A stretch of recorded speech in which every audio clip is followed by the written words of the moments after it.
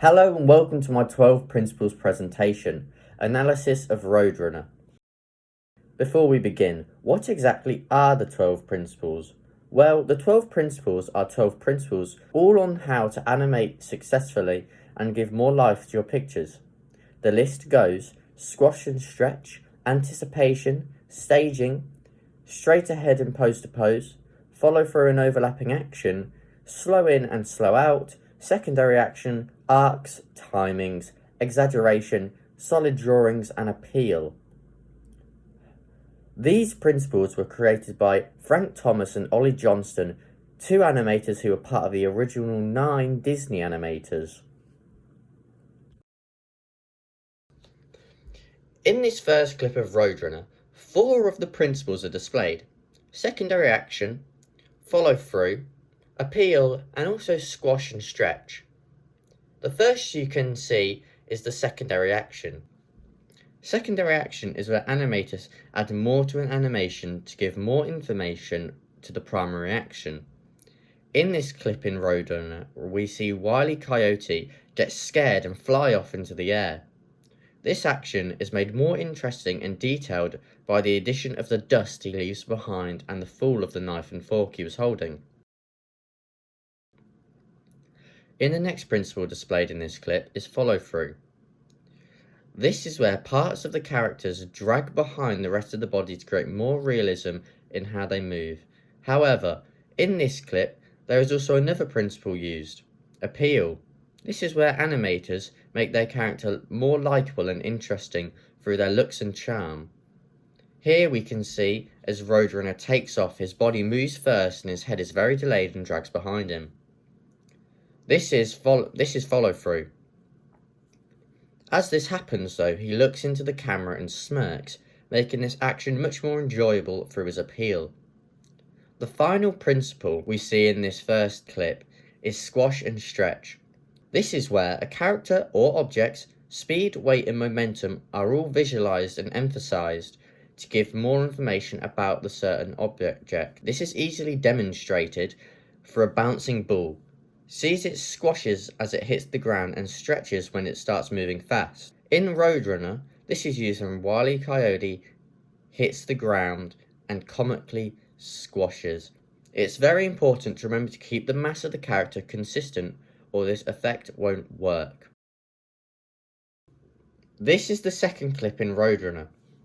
This clip uses 5 different principles.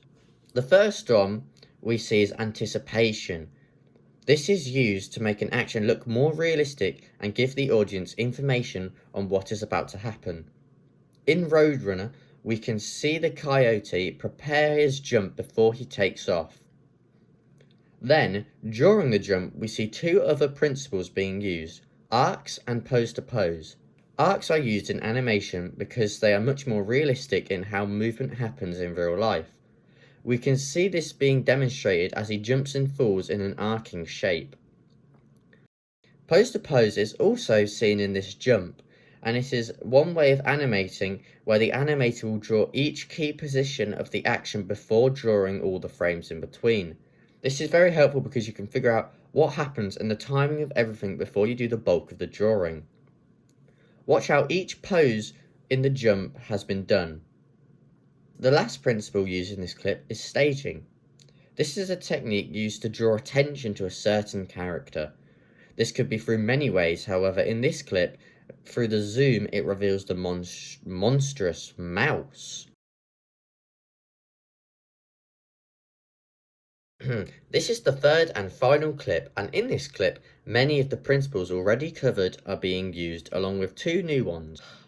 The first principle we see is squash and stretch, as Wile E. Coyote squeezes the spring closed, squashing himself and the object in the process. Then we see him waiting for the perfect moment as he jumps and pauses in the air, adding anticipation before he takes off. Next, what happens as his plank collapses is that he bounces multiple times with the spring in multiple arching bounds.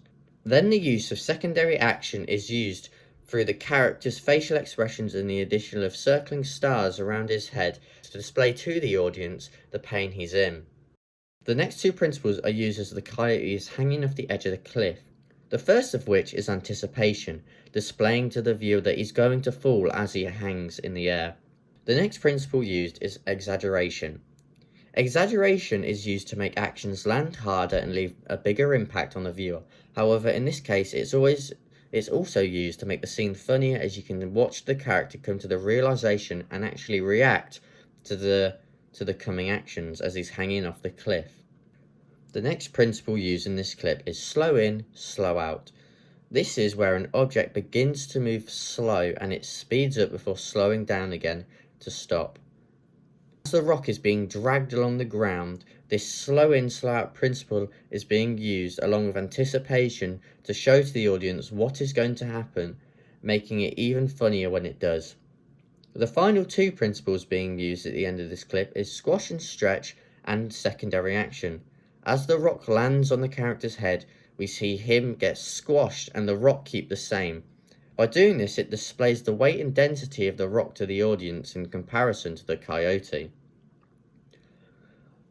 We then see the character walk off, squashing and stretching as he walks. While this happens, there is also a secondary action of his head bobbing. This is used because the primary action in this case is the character's walk cycle, and then the head bobbing is used to give more information and more detail to this action.